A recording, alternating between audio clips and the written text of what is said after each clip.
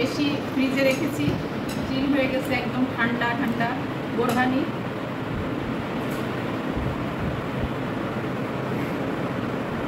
লেবু নিয়েছি, কাঁচামরিচ কয়েকটা, পুদিনা পাতা 1 মুঠ নেবেন, আর ধনে পাতা, বোম্বে বোরহানি মশলা এটা নিয়েছি। দই নিয়েছি, টক দই আড়ঙের, সব কিছু মিক্সড করে এখন বোরহানি বানাবো।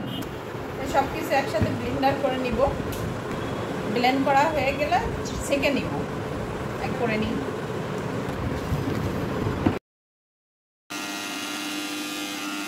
কিছুটা পানি দিয়ে দিব।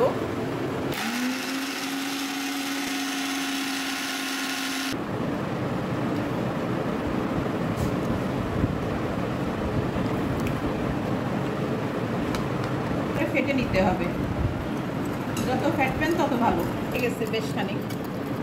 চাটনি নিয়েছি বড় একটা,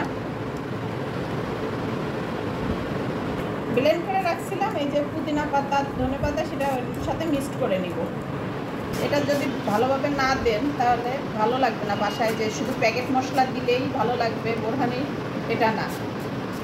বোরহানি বাসার জিনিসও দিতে হবে, শুধু প্যাকেট দিলে হবে না। প্যাকেট মশলাটা পুরোটাই দিয়ে দিতে হবে, সম্পূর্ণ মশলাটা ঢেলে দিব।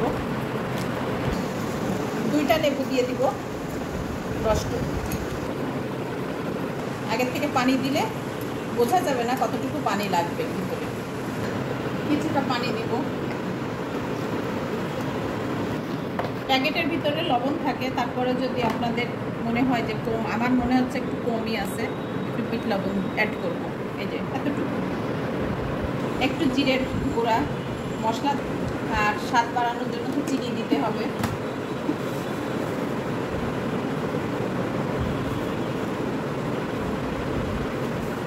চা চামচের 3 চামচ আমি দিয়েছি। আগে দেখবো যে হয় কিনা, না হলে আর একটু দিয়ে দেবো। ভালোভাবে মিক্স করতে হবে চিনিটা।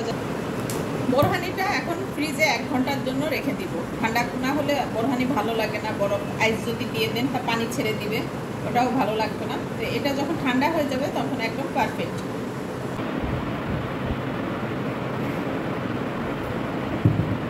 বাবা